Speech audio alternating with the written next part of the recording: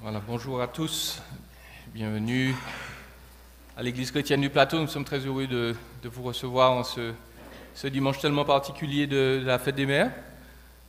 Bonne fête à toutes les mamans. Et que le Seigneur justement continue de vous bénir et de vous utiliser, non seulement pour le bien de son peuple, mais pour le bien de la société tout simplement. J'ai entendu, et j'ai essayé de faire quelques recherches, mais je m'aperçois très étrangement qu'il y a plusieurs versions à cette histoire. Mais vous connaissez tous la statue de la liberté. La statue de la liberté, tout le monde connaît. Hein? À l'entrée du port de New York, il y a une représentation là de la liberté commandée par donc les États-Unis après leur indépendance. Et j'imagine que vous savez aussi que la statue de la liberté a été faite en France. Ce n'est pas les Américains qui ont pensé, c'est un Français qui l'a conçu. Il s'appelait Frédéric Auguste Bartholdi.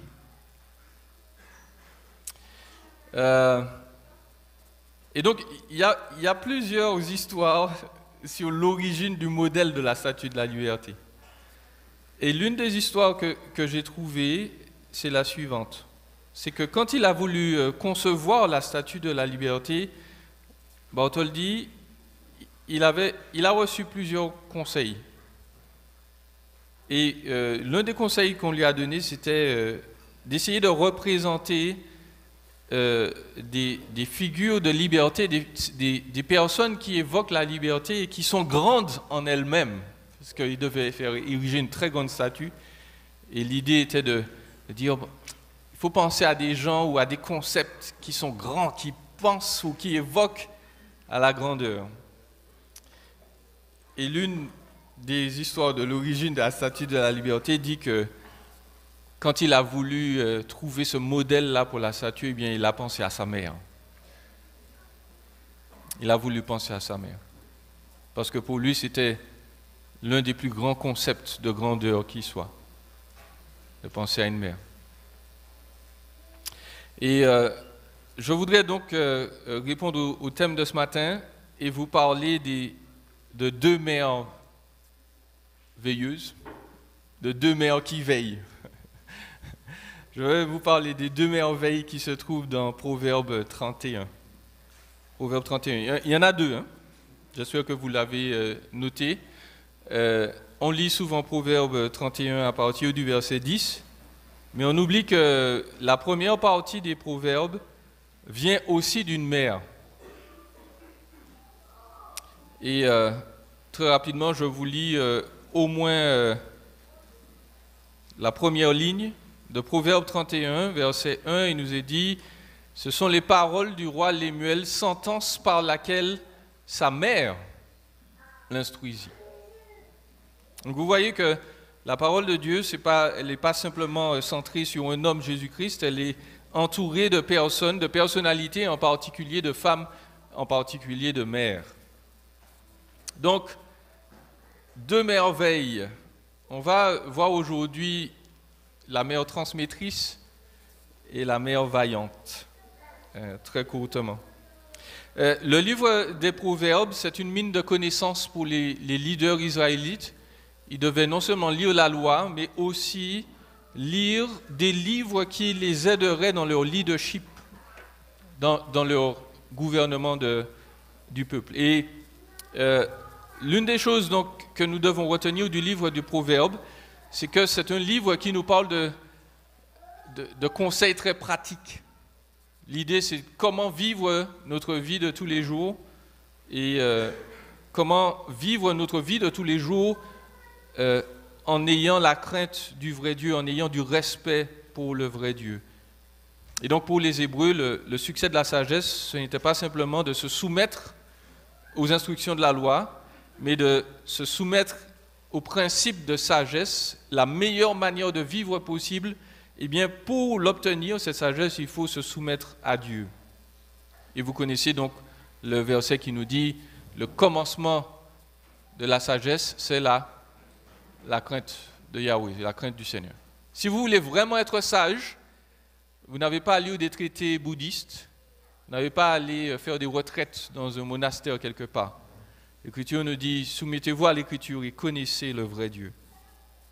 Et donc, le livre des Proverbes, c'est un livre important qui nous parle de la sagesse en action, et il commence, figurez-vous, en nous parlant d'une femme, la sagesse personnifiée, dans Proverbes au chapitre 1, la sagesse, elle est représentée comme une femme qui appelle les hommes et qui leur dit, écoutez, je suis comme une mère enseignante, si vous m'écoutez, ou je suis comme une femme très sage, si vous m'épousez, eh bien votre vie va être extraordinaire.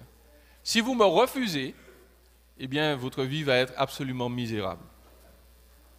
Donc, le livre des Proverbes commence avec une femme et il s'achève avec deux femmes et deux mères extraordinaires. Dans le cas de la seconde, c'est une femme idéale, c'est la mère idéale, c'est une représentation quasi parfaite des qualités attendues chez une épouse. Alors très rapidement, deux merveilles. La première, c'est la mère qui transmet, c'est la mère transmettrice. Et forcément, donc, elle est une très bonne enseignante. Je l'ai dit, c'est elle qui a donné ces principes-là au roi Lemuel. On n'a pas beaucoup d'informations sur lui, mais il n'empêche que il nous dit une chose, c'est ma mère qui m'a donné ces conseils-là. Et comme toutes les bonnes mères, donc, quels sont les conseils qu'elle va donner à ses enfants? Eh bien, on va les voir tout de suite, mais je voudrais faire remarquer que normalement, la responsabilité première de l'enseignement des enfants dans l'Écriture, surtout dans le Nouveau Testament, repose sur le Père. Colossiens, Éphésiens nous dit bien, Père, instruisez vos enfants. C'est très clair. Donc la responsabilité première repose sur eux. Mais l'Écriture n'a jamais dit que ce sont eux seuls qui doivent instruire les enfants. La mère le fait aussi dans l'Ancien Testament et le texte que nous avons sous les yeux nous l'indique parfaitement. Donc, je fais la parenthèse très rapide pour dire que nos moniteurs et monitrices du dimanche qui font une pause aujourd'hui, ils doivent être très contents, ce sont des aides. Ils viennent aider les parents à instruire l'enfant selon la voie qu'il doit suivre. Mais la responsabilité première demeure aux parents. Les monitrices et moniteurs ne rendront pas compte pour leurs enfants ou pour les enfants de l'Église auprès de Dieu. À la fin des temps, Dieu va nous appeler, chacun, tous les parents, tous les foyers, il va demander, mais voilà, est-ce que je dois te récompenser pour la manière dont tu as élevé tes enfants? Et il ne faudra pas appeler les moniteurs et monitrices pour dire, oui, mais ils n'ont pas fait du bon travail. Non, non, la responsabilité revient premièrement aux parents, en particulier au père. Mais voilà, très rapidement, la mère qui est là, elle enseigne, donc à côté de son mari, elle prépare ses enfants pour la vie. Et ça, c'est l'un des rôles premiers des parents, ce n'est pas simplement de donner à manger, à boire, mais c'est de les préparer à être de bons citoyens, de bons êtres humains, surtout de bons chrétiens quand Dieu fait grâce, mais voilà. Elle prépare ses enfants pour la vie. Et elle va enseigner dans deux domaines. Elle va parler de maîtrise de soi. L'une des choses que les mamans aiment bien faire, c'est d'enseigner à leurs enfants comment ranger les choses. N'est-ce pas? Ok, visiblement c'est le père qui fait ça chez vous. Donc, de mon côté, c'était ma mère. Comment bien arranger? Et puis ma femme a pris le relais. Mais bref, là je ne vais pas trop développer cette partie-là. Elle leur apprend la maîtrise de soi. Et c'est un domaine un peu particulier. La mère de Lemuel lui dit, ne livre pas ta vigueur aux femmes.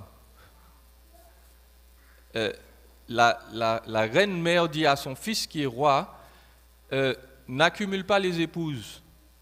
Je le précise parce qu'à cette époque, la mentalité était que plus on veut signifier qu'on a du pouvoir et de l'autorité, eh bien plus il fallait avoir d'épouses dont on a la charge, parce que ça montre qu'on a de l'autorité et du pouvoir.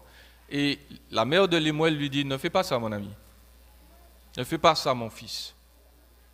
Premièrement, parce que ce n'est pas forcément quelque chose qui honore les femmes. Et puis deuxièmement, parce que ton autorité et ta sagesse ne doivent pas être démontrées de cette manière-là. Et donc, une mère sage enseigne à ses enfants la maîtrise de soi. Elle leur dit, vous ne pouvez pas faire tout ce que vous voulez quand vous voulez. Les parents et les mères, parfois, doivent enseigner la frustration aux enfants. Ils doivent leur dire, le dessert, ce n'est pas pour maintenant, ce sera pour plus tard. Jouer, oui, c'est bien, mais pendant une certaine période. Pourquoi? Parce que nous savons que s'ils ne l'ont pas appris quand ils seront petits, il y aura d'autres personnes qui sont autrement plus sévères, qu'on appelle agents de police, juges, qui vont gentiment leur rappeler qu'on ne fait pas ce qu'on veut quand on veut. Et s'ils en arrivent là, les enfants, hélas, auront déjà perdu beaucoup de points et d'avantages dans la vie. Et donc, la mère prépare ses enfants dans ce premier domaine, dans le domaine sexuel. Elle dit, écoute, tu dois respecter les femmes, tu dois les honorer. Tu ne dois pas t'en servir comme objet. Et puis aussi, dans le domaine alimentaire, la femme ou la mère de Lémuel lui dit, écoute, ce n'est pas au roi, au verset 4, ce n'est pas au roi de boire du vin, ni au prince de rechercher des boissons fortes, de peur qu'en buvant, il n'oublie ce qui a été prescrit et ne dénature la cause de tous les malheureux. La mère sage ne donne pas tout ce que les enfants veulent, je le répète. Ils mangent à des heures précises, ils boivent à des heures précises, et c'est une bonne chose, parce qu'il faut un minimum de discipline. Et cette femme dit à son fils, écoute, les boissons fortes, l'alcool, la bière, le vin, de temps en temps, mais pas tout le temps.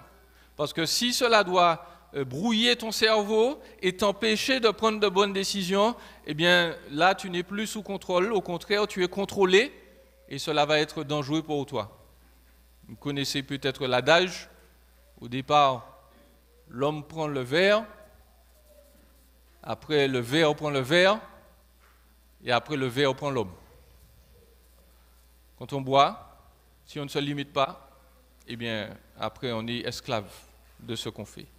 Et donc, la mère aide à préparer ses enfants et à leur donner une certaine maîtrise de soi, une certaine discipline. Et puis, la deuxième chose qu'elle fait, c'est qu'elle prépare ses enfants pour la vie en leur enseignant à se tenir droit pour la justice, à aider les défavorisés.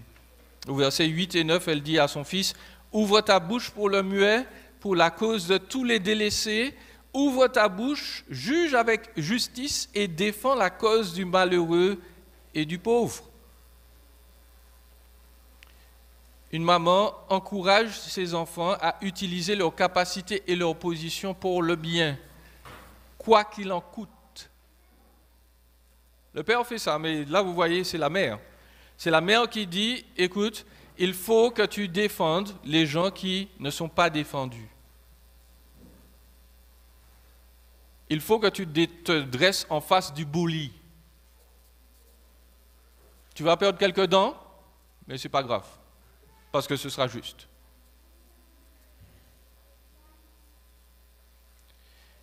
Aujourd'hui donc, si nous écoutons l'enseignement des proverbes, nous allons nous retrouver parfois dans des situations difficiles, nous allons nous retrouver à contre-courant, parce que la société aujourd'hui nous dit « fais ce que tu veux quand tu veux ».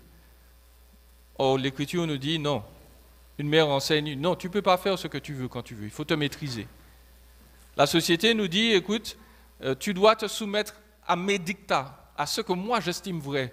Bon, la mère biblique, elle dit, tu dois te soumettre à ce que Dieu dit. Et cela va te coûter. Mais tu dois parler. Pour les gens défavorisés, tu dois défendre le malheureux et le pauvre, tu dois les aider. C'est ce qui est être un bon humain et c'est ce qui est être un bon chrétien. Maintenant, voyons la deuxième mère qui est un peu plus connue. C'est la mère vaillante, la mère valeureuse. Je l'appelle ainsi puisque l'auteur lui attribue un adjectif qui est normalement masculin. On l'appelle la femme de valeur dans votre Bible, mais dans l'original, c'est un mot qui veut simplement dire fort ou forte. C'est une femme forte, pas forcément physiquement, mais dans son attitude, dans son caractère. C'est une femme valeureuse, vertueuse. C'est un peu ça. En gros, cette femme, cette mère-là, elle est héroïque. C'est ça l'idée. Et je le répète, c'est un portrait de la femme, de la mère idéale. Qu'est-ce qu'elle fait, cette femme-là? Eh bien, elle est une épouse qui bénit son foyer, en particulier son mari. Au verset 11, il nous a dit que le cœur de son mari a confiance en elle. Le bénéfice ne manquera pas. Elle lui fait du bien et non du mal tous les jours de sa vie. Et nous l'avons déjà entendu un peu ce matin. L'homme qui est à côté d'une mère vraie, biblique, eh bien, c'est quelqu'un qui reçoit du bien. Non pas seulement physiquement, parce qu'elle s'occupe de lui, elle prend soin de lui, mais dans son âme. C'est quelqu'un, la femme, elle procure de la paix à son mari. Il est tranquille, il n'est pas nerveux. Il n'a pas peur parce que la carte de crédit va flamber. Il n'a pas peur du lendemain parce qu'il sait que son épouse à côté de lui gère bien les choses. Il n'a pas peur même pour les conseils qu'il peut recevoir parce qu'il sait que sa femme est très sage. Elle va lui donner les meilleurs avis qui vont lui permettre de réussir. Et je l'ai déjà dit, je le répète ici, Dieu met à côté de nous la personne dont nous avons besoin. Si nous ne l'écoutons pas, nous refusons l'aide de Dieu. Et c'est dangereux. Non seulement c'est une épouse qui bénit son foyer, en particulier son mari, mais c'est une entrepreneuse pourvoyeuse. Je ne vais pas citer tout ce qu'elle fait là, parce qu'on n'a pas le temps, mais l'Écriture nous dit qu'elle se procure de la laine, du lin, elle travaille d'une main joyeuse. Elle est comme un navire marchand, elle amène son pain de loin, elle donne des instructions à sa maison, à ses servantes. Elle sent que ce qu'elle gagne est bon. Elle pense à un champ et elle l'acquiert. Elle revêt bien sa maison, elle est revêtue de force, de dignité. Elle ne mange pas le pain de paresse. J'ai cité plusieurs éléments. J'espère que vous avez remarqué les éléments qui nous sont donnés là, de la femme vertueuse. Vous notez que à cette époque, une femme sur le marché du travail, ça n'existait pas. Il n'y avait qu'un seul type de femme, il n'y avait que les femmes au foyer. Mais vous notez tout ce qu'elle fait là? Ce n'est pas une femme au foyer qui est là, qui se verse des margaritas régulièrement et qui s'amuse devant la télé. Non, non. C'est une femme qui est une femme directrice d'une petite entreprise. De sorte que l'Écriture, donc, présuppose plusieurs principes. Premièrement, travailler à la maison, s'occuper de son foyer, ce n'est ni inférieur, ni méprisable. C'est un vrai travail. Et les gens qui disent que donc travailler, être femme au foyer, c'est quelque chose qui est comment dire, qui est soit méprisant ou bien qui ne valorise pas la femme. Souvent, ce sont des gens qui ne sont pas restés au foyer avec plusieurs enfants. Parce que si elle savait le poids de ce que c'est que de travailler à la maison, c'est une activité à part entière. C'est un vrai travail. Ensuite, travailler à la maison, même dans l'Ancien Testament, vous le notez, ne veut pas dire qu'on n'a pas du tout d'activité professionnelle. C'est important de le noter. Déjà dans l'Ancien Testament, vous avez vu que cette femme-là, elle est en train de se faire des vêtements, elle les vend. Elle a de l'argent, elle a ses fonds propres. Elle a des employés dans sa maison. Elle pense à un champ, elle l'acquiert, elle a son compte en banque. L'Écriture nous décrit une femme qui travaille, tout simplement.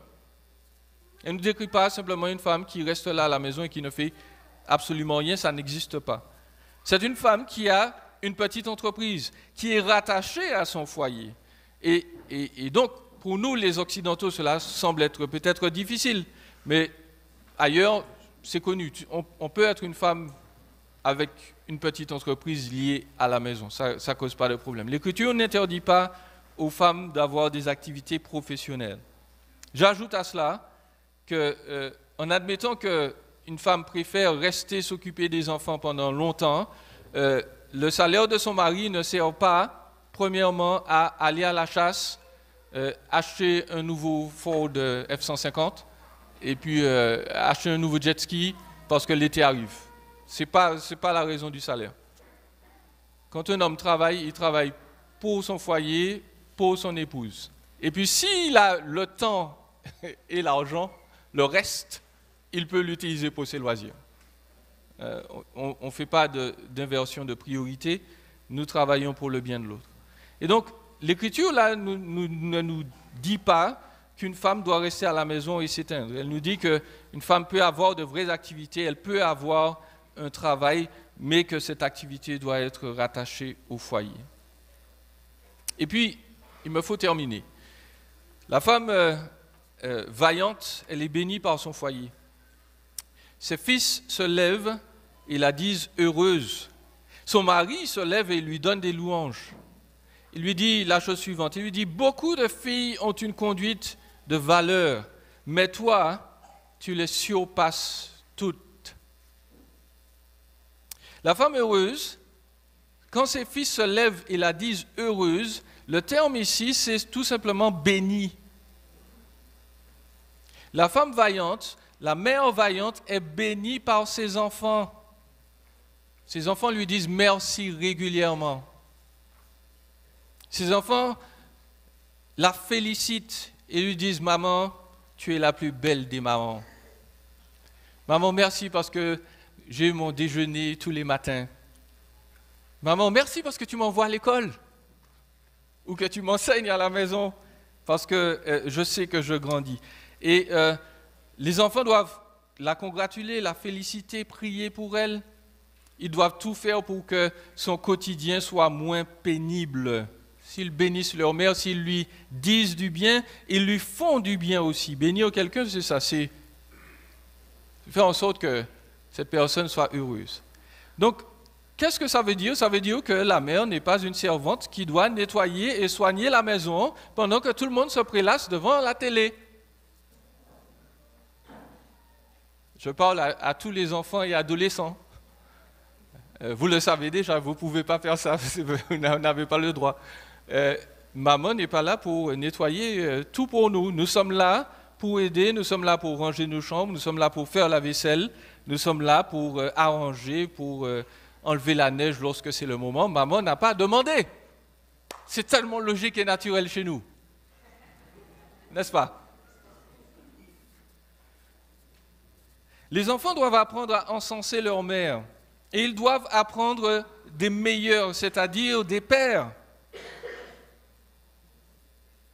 Vous avez déjà sans doute entendu la très mauvaise joke du mari qui dit à sa femme « Je t'ai dit que je t'aimais le jour de notre mariage, si ça change, je te préviendrai. » Messieurs, ça c'est une très mauvaise joke, ça, on ne doit pas rire de ça. Normalement, le mari dit régulièrement à sa femme combien il l'aime, combien elle est admirable, combien elle est belle, et il le fait de préférence devant les enfants, et aussi quand les enfants ne sont pas là. L'Écriture nous dit que le rôle donc de l'époux, c'est aussi de bénir, d'encenser sa femme, de faire en sorte qu'elle soit considérée aux yeux de ses enfants la meilleure. C'est lui qui veille au respect de la mère. C'est lui qui va donner goût aux enfants à bénir leur mère. De sorte que si les enfants ne disent jamais à maman merci, s'ils ne disent pas à maman qu'elle est belle, c'est parfois parce qu'ils n'ont jamais vu le père le faire. Or, l'Écriture nous a déjà dit que c'est notre rôle, c'est notre responsabilité. Juste au cas où, vous pouvez noter que je ne l'invente pas avant ma conclusion. Pardon. Le mari de la femme idéale la félicite régulièrement. Son mari lui donne des louanges. Et on nous dit quel genre de louanges. Il dit, beaucoup de filles ont une conduite vertueuse, mais toi, tu les surpasses toutes. Il sait ce qu'elle vaut. Il sait qu'elle est extraordinaire. Il ne la compare à personne d'autre, sinon uniquement de manière positive. Un mari ne dit jamais à sa femme, « Mais moi, j'aurais bien aimé que tu sois comme... »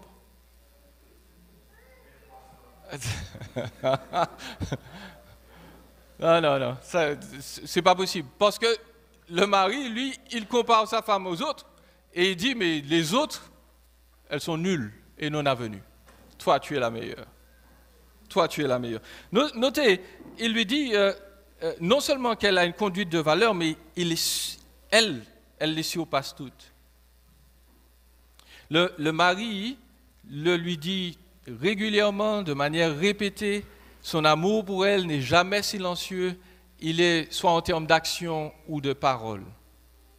Le mari, permettez-moi de le dire, ça doit être le Dr Love de son épouse, le docteur de l'amour.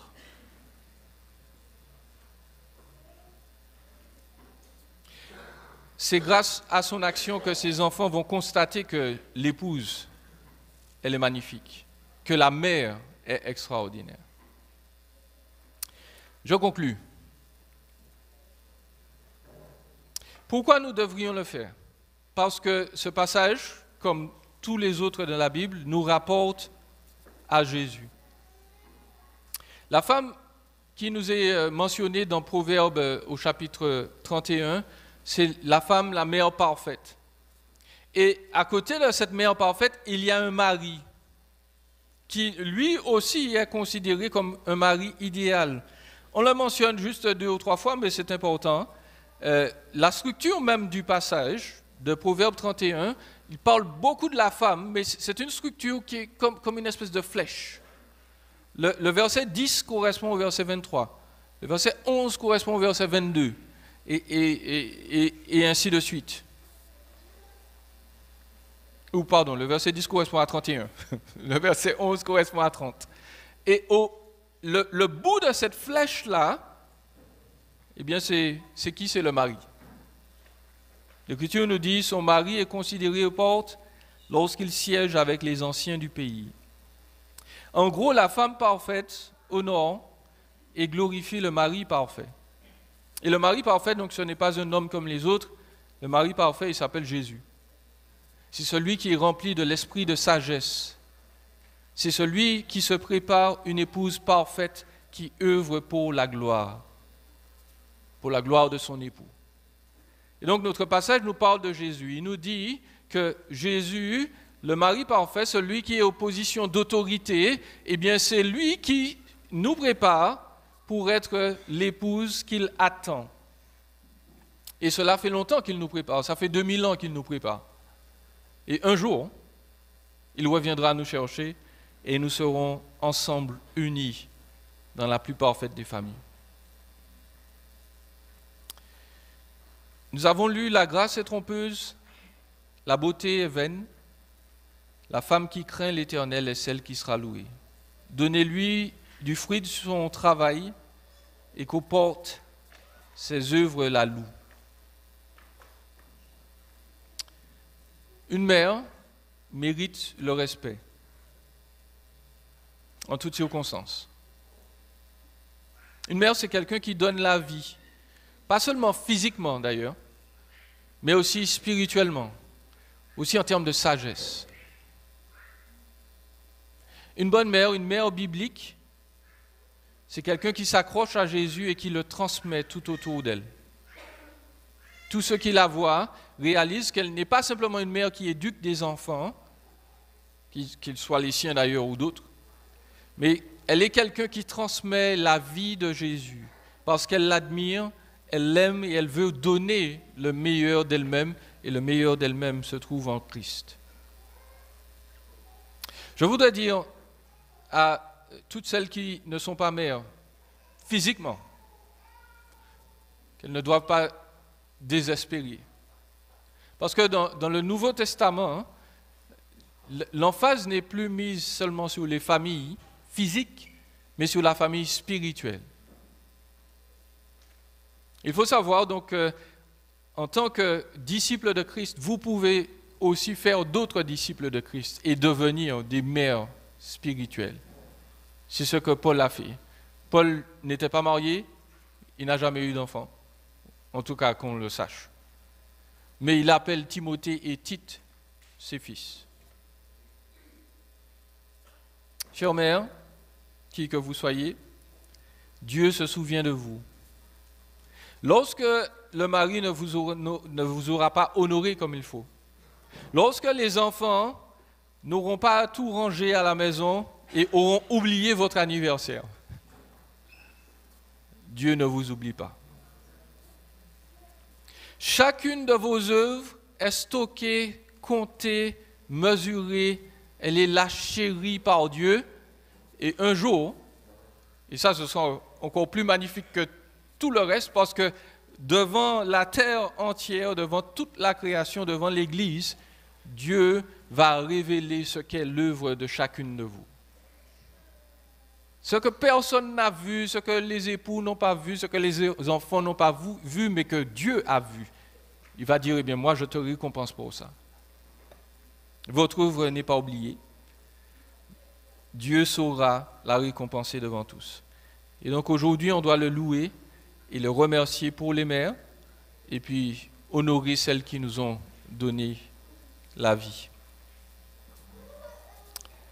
Je propose qu'on puisse se lever et puis qu'on puisse applaudir les mères de notre assemblée une nouvelle fois. Nous sommes là grâce à elles.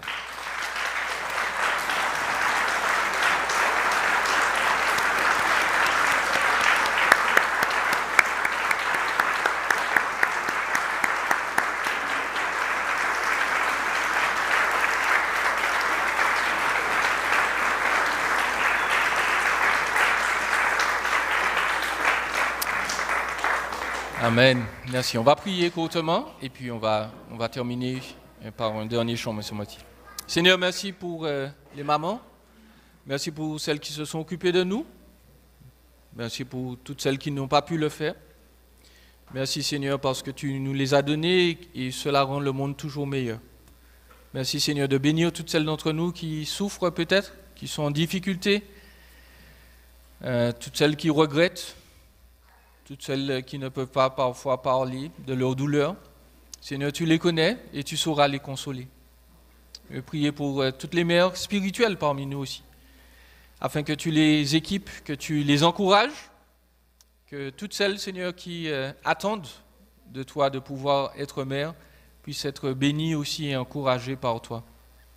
Seigneur, je veux prier pour les pères aussi, pour tous les hommes de notre assemblée, afin que nous soyons des modèles et des personnes qui vont les soutenir, les encourager, les fortifier. Je prie que notre exemple puisse leur faire du bien.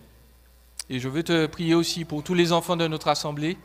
Je te remercie pour eux et je prie pour chacun d'entre eux, afin que tu les protèges physiquement, spirituellement, et plus que tout, que Jésus soit le trésor de leur vie le plus tôt possible.